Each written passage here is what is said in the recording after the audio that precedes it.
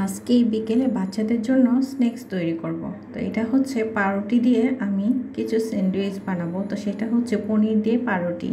তো জানি না কার কার কাছে ভালো লাগবে আর কারা কারা খেয়েছেন। তবে এইভাবে একবার পাউরুটি আপনারা বানিয়ে খেয়ে দেখতে পারেন, দারুণ মজার হয়। আমি সিম্পলভাবে ঘরে যেভাবে তৈরি করছি সেটাই আমি আপনাদের সাথে শেয়ার করব।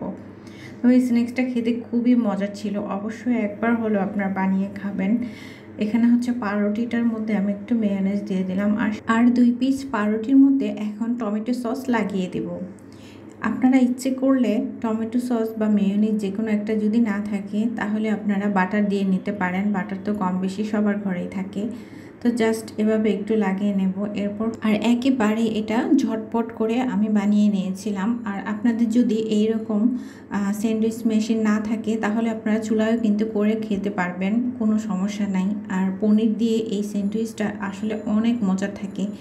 আর এখানে পনিরগুলি আমি এভাবে স্লাইস করে নিয়েছি। ইচ্ছা করলে আপনারা চিজও দিতে পারেন, বাচ্চাদের ঘরে কিন্তু চিজও থাকে।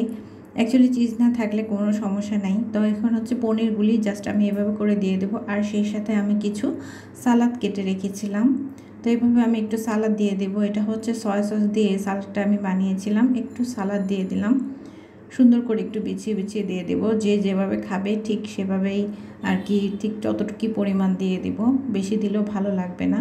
তো জাস্ট হালকার উপরে এভাবে একটু দিয়ে দিলাম। আর সেই সাথে হচ্ছে যে একটা ফ্লেভার, আসলে একটা ফ্লেভারের জন্য আমাদের কিন্তু খাবারটা আরও বেশি আরও ইয়ামি হয়ে যায়। তো এটা হচ্ছে অরিগ্যানো একটু দিয়ে দিলাম। এটা হলো যার যার অপশনাল, আমি একটু অরিগ্যানো দিয়ে দিলাম, কারণ এটা ফ্লেভারটা দিলে কি হয়, একটু অন্যরকম একটা ফ্লেভার আসে, ভালো লাগে। আর ইচ্ছে করলে আপনার গোলমরিচ দিতে পারেন, যেহেতু আমি সালাদের মধ্যে মরিচ পেঁয়াজ সব কিছু দিয়েছি এই কারণে আর দিলাম না। এখন জাস্ট আমি হিট দিয়ে নেব টাইম মতো। এরপর হচ্ছে আমার হয়ে গিয়েছে, দেখছেন একদম ব্রাউন কালার কিন্তু হয়ে গিয়েছে বন্ধুরা। তো অনেক গরম, একটু ধীরে ধীরে উঠাতে হবে, যেহেতু ঠান্ডা হলে একটু পরে কিন্তু উঠে যায়। তো আমি এভাবে আস্তে আস্তে উঠিয়ে এবার একটু পিস করে নেব।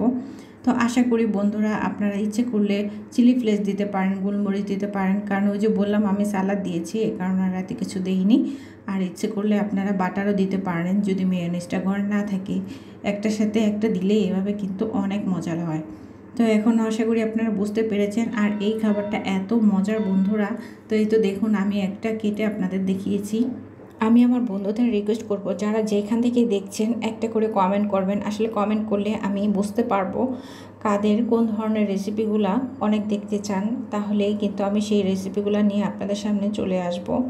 তো বন্ধুরা দেখুন যে এখন কেমন হয়েছে, অনেক কিন্তু ইয়ামি লাগছে, আসলে অনেক লোভনীয় লাগছে। ঠান্ডা হয়ে যাবে, তাড়াতাড়ি খেতে হবে। তো আর কিছু করার নেই, টাটা বাই বাই।